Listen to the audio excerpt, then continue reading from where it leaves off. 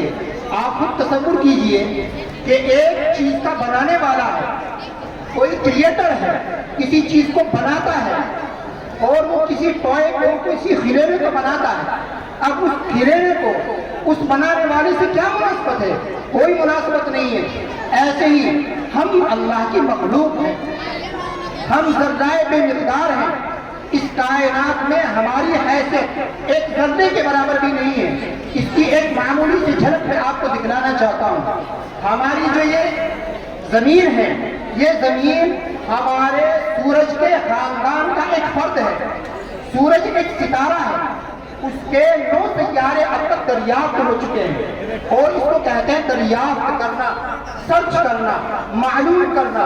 یعنی سائنسدانوں کو اب تک صرف 9 سیارے معلوم ہوئے ہیں۔ اب اس سورج میں کتنے اور خاندان کے فرد ہیں، کتنے سیارے ہیں، نہیں معلوم۔ تو یہ ایک سورج کے خاندان کو بھی اب تک سائنس والے دریافت نہیں کر پائے۔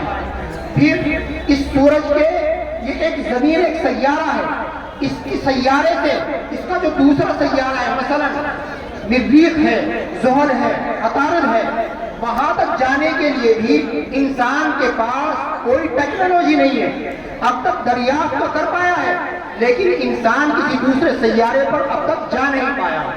تو یہ سورج کا ایک خاندان کا ایک فرد ہے، اور اس طریقے سے سورج جیسے ہماری کہکشاں میں، گیلیکسی میں کروڑوں اربوں خربوں ستارے ہیں، ہر ایک ستارے کا اتنا ہی بڑا خاندان ہے۔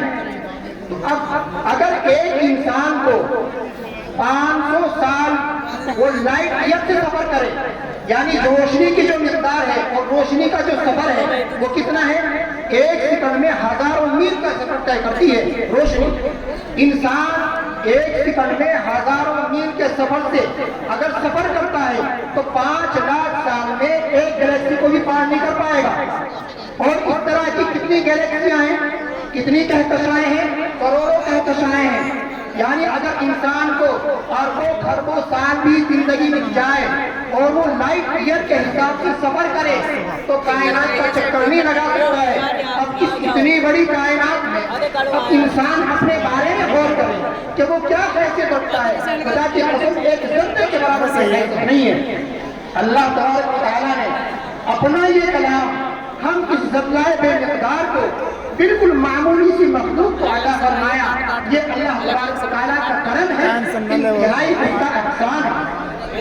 اللہ تبارک و تعالیٰ قرآن مجید میں کہتے ہیں اِنَّا عَرَضْنَا الْأَمَانَةَ عَلَى السَّمَاوَاتِ وَالْأَرْضِ وَالْجِبَالِ فَأَبَيْنَ أَن يَحْمِلْنَهَا وَأَشْفَقْنَ مِنْهَا۔ ارے نادانو، یہ میں نے اپنا کلام پہاڑ جیسی بڑی مخلوق کو پیش کیا، میں نے دریاؤں پر پیش کیا، فَأَبَيْنَ أَن يَحْمِلْنَهَا، تو ان دونوں نے اس قرآن مجید کو، اس امانت کو اٹھانے سے انکار کر دیا۔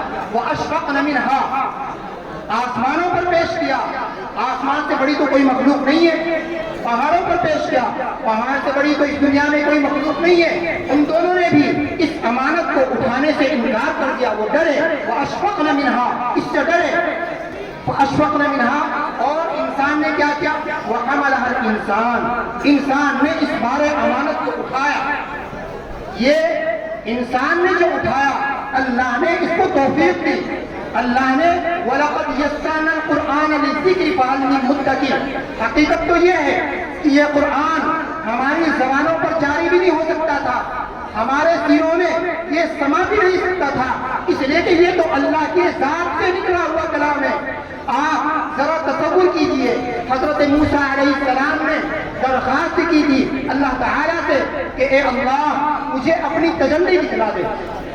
اللہ تبارک و تعالیٰ نے فرمایا کہ اے موسیٰ تو میری تجلی کو سہار نہیں سکے گا، تو میری تجلی کو برداشت نہیں کر پائے گا۔ پھر بھی حضرت موسیٰ علیہ السلام نے ضد کی، کیونکہ اللہ کے لاڈلے نبی تھے، تو اللہ تعالیٰ نے اپنی تجلی کے جو پردے تھے ان میں سے ایک پردے کو ہٹایا، اللہ کی ایک تجلی کوہ طور پر پڑی، اور ڈائریکٹ حضرت موسیٰ علیہ السلام نے اس کا دیدار بھی نہیں کیا، بلکہ کوہ طور پر جو تجلی پڑی اس کا دیدار کیا، لیکن اس کا اثر یہ ہوا کہ حضرت موسیٰ علیہ السلام بے ہوش ہو کر گر گئے۔ یہ حضرت موسیٰ علیہ السلام جلیل القدر پیغمبر ہیں، لیکن اللہ کی تجلی کو برداشت نہیں کر پائے، بے ہوش ہو کر گر پڑے۔ اب بتائیے جب اللہ کی تجلی اتنی زبردست ہے کہ ایک نبی برداشت نہیں کر پایا ہے، تو پھر اللہ کا کلام جو اللہ کی ذات سے نکلا ہو وہ کتنا بلند بالا ہوگا، کتنا زبردست ہوگا۔ لیکن یہ امت محمدیہ پر اللہ کا احسان ہے کہ اس نے اپنا کلام دیا اور پھر اس کو ہماری زبانوں پر بڑی آسانی سے جاری فرمایا اور ہمارے سینوں میں اس کو محفوظ فرما دیا۔ تو یہ اللہ کا کلام بڑا مقدس کلام ہے، بہت بابرکت کلام ہے۔ یہ اللہ نے ہمیں محض اپنے فضل و کرم سے دیا ہے، لہذا ہمیں اس کی قدردانی کرنی چاہیے۔ حدیث شریف میں آتا ہے کہ قیامت کی بڑی نشانیوں میں سے یہ نشانی ہے کہ قرآن مجید اٹھا لیا جائے گا، اور بعض روایات میں آتا ہے کہ سینوں سے بھی اٹھا لیا جائے گا، کاغذوں اور اوراق سے بھی اٹھا لیا جائے گا۔ تو میرے عزیزوں، اس سے پہلے کہ یہ قرآن مجید ہمارے درمیان سے اٹھا لیا جائے، اس کے حقوق کو ادا کیا جائے۔ اب اس کے حقوق کیا ہیں؟ پہلے میں یہ بتلا دوں کہ اللہ تبارک و تعالیٰ نے قرآن مجید میں فرما دیا ہے کہ لَإِن شَكَرْتُمْ لَأَزِيدَنَّكُمْ وَلَئِن كَفَرْتُمْ إِنَّ عَذَابِي لَشَدِيدٌ، کہ میں اگر میری نعمتوں کا شکر ادا کرو گے تو میں اس نعمت میں اضافہ کروں گا۔ لَإِن شَكَرْتُمْ، اگر تم میری نعمتوں کا شکر ادا کرو گے، لَأَزِيدَنَّكُمْ، تو اور زیادہ دوں گا، وَلَئِن كَفَرْتُمْ، اور اگر تم نے میری نعمتوں کی ناشکری کی تو إِنَّ عَذَابِي لَشَدِيدٌ، میرا عذاب بڑا سخت ہے۔ علماء فرماتے ہیں کہ اگر نعمت کی ناقدری کی جائے تو سب سے پہلا عذاب اللہ کی طرف سے یہ آتا ہے کہ اس نعمت کو سلب کر لیا جاتا ہے، چھین لیا جاتا ہے۔ آج ہم قرآن مجید کی جیسے قدردانی کرنی چاہیے ایسے قدر نہیں کر رہے ہیں، جیسا اس کا حق ادا کرنا چاہیے ایسا حق ادا نہیں کر رہے ہیں۔ قرآن مجید کا حق کیا ہے؟ حضرت شاہ ابراہیم حق صاحب ہردوئی نور اللہ مرقدہ فرماتے ہیں کہ قرآن مجید کے 4 حق ہیں: عظمت، محبت، تلاوت مع الصحت اور اس کے احکام کی اطاعت۔ یہ 4 حقوق ہیں۔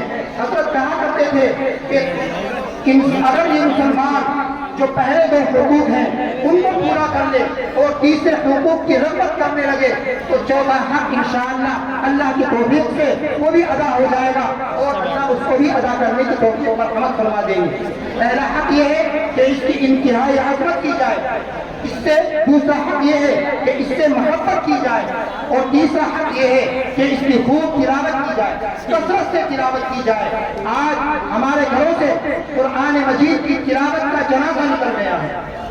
پہلا زمانہ تھا کہ ہمارے گھروں سے قرآن مجید کی تلاوت کی آوازیں آتی تھیں، آج اس کا الٹا ہو گیا ہے۔ مسلمانوں کے گھروں سے گانے کی اور سیریل کی اور پتہ نہیں کس کس چیزوں کے چلنے کی آوازیں آتی ہیں۔ قرآن مجید کی تلاوت کی آواز بالکل محفوظ ہو گئی۔ قرآن مجید کی تلاوت کو اپنے گھروں میں میرے پیاروں جاری کرو، اپنے گھروں کو آباد کرو۔ دیکھو ہمارے یہ بچے حافظ ہوئے ہیں، ہم یہ سوچتے ہیں، اپنے بڑوں سے میں مخاطب ہوں کہ ہم نے اپنے بچوں کو مدرسے میں بھیج دیا، قرآن مجید پڑھنے کے لیے بھیج دیا، حافظ بننے کے لیے بھیج دیا، ہمارا کام پورا ہو گیا۔ میرے عزیزوں، وہ حفظ کر رہا ہے، قرآن مجید پڑھ رہا ہے، یہ استاد یہ سمجھ لیجیے کہ اللہ نے اس پر احسان کیا ہے، لیکن ہم اپنے حق سے دستبردار نہیں ہوئے۔ ہمارے اوپر بھی یہ لازم ہے، ہمارا یہ فرض بنتا ہے کہ ہم یہ قرآن مجید کی تلاوت کریں، اپنے گھر کو قرآن مجید کی تلاوت سے آباد کریں۔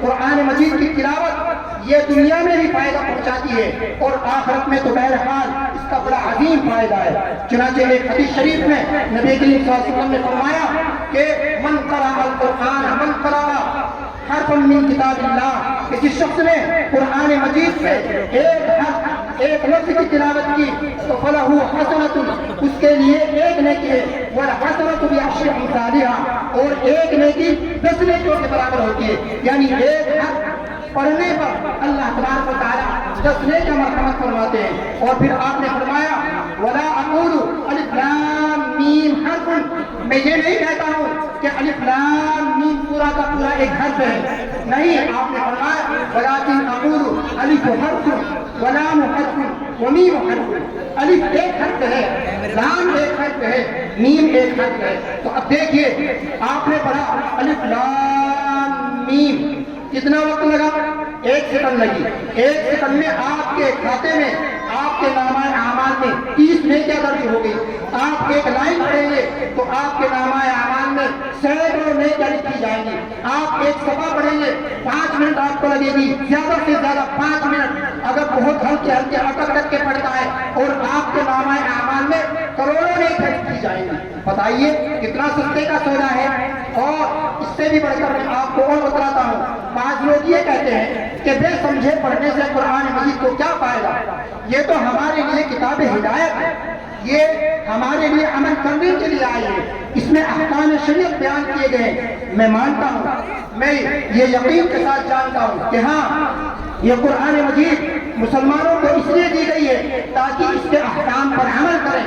لیکن اس تلاوت کرنا یہ بھی اس کا ایک الگ سے حق ہے اور الگ سے نبی کریم صلی اللہ علیہ وسلم کے فرائض منصبی میں اس کو شمار کیا گیا ہے. آپ کو اللہ تبارک و تعالیٰ نے جہاں آپ کے فرائض منصبی بیان کیے ہیں وہاں یتلونا کا لفظ الگ سے لائے ہیں کہ آپ ان کے سامنے قرآن مجید کی تلاوت کریں. اور پھر یہ جو حدیث شریف میں نے آپ کے سامنے پڑھی ہے, یہ حدیث شریف خود بتلا رہی ہے کہ قرآن مجید کو بغیر سمجھے پڑھنے پر بھی اللہ تبارک و تعالیٰ ثواب مرحمت فرماتے ہیں. کیوں؟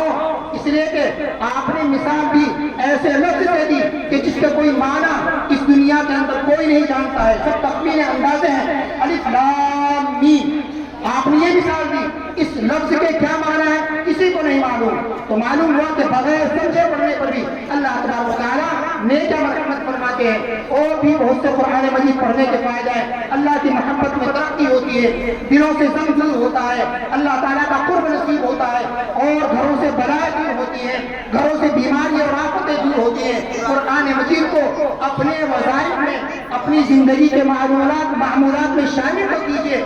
آپ کے گھروں سے ہر طرح کی بلائیں مصیبتیں سب دور ہو جائیں گی. تو میں اپنے بڑوں سے, اپنے بزرگان سے یہ درخواست کروں گا کہ جہاں ہم اپنے بچوں کو قرآن مجید پڑھاتے ہیں وہیں خود بھی قرآن مجید کی تلاوت کا اپنے گھروں کے اندر معمول بنائیں. اور دوسری بات میں اپنے نوجوانوں سے عرض کرنا چاہتا ہوں کہ میرا یہ نوجوان کہ میں نے ایک شعر آپ کے سامنے پڑھا ہے کہ بھی اے نوجوان مسلم تدبر بھی کیا تو نے, وہ کیا کرتو تھا جس کا ہے تو ایک ٹوٹا ہوا تارا. اے میرے نوجوان, اللہ نے تجھے وہ درجہ اور وہ منصب عطا کیا تھا. تو اسلام کو جب بھی ضرورت نکلی ہے, اسلام کو جب بھی شان و شوکت نصیب ہوئی ہے, اسی نوجوان کی برکت سے نصیب ہوئی ہے. آج میرا یہ نوجوان اپنے فرائض منصبی کو بھول بیٹھا ہے, بھٹک گیا ہے, گانوں میں پڑ گیا ہے, موسیقی میں پڑ گیا ہے, جوئے کی لت میں پڑ گیا ہے, سپنے کی لت میں پڑ گیا ہے, نشے کی عادت پڑ گئی ہے. میرا یہ نوجوان راہ راست پر بھٹک گیا ہے. آپ اپنی تاریخ کو یاد کیجئے. ساسب وجارا لسبح عشر حجتا ولداته عن ذاك في اشراری. آپ اس قوم کے فرد ہو کہ جس کے ایک 17 سالہ فرزند نے ہندوستان کے اوپر پرچم لہرایا تھا اور ہندوستان کو فتح کرتا چلا گیا تھا.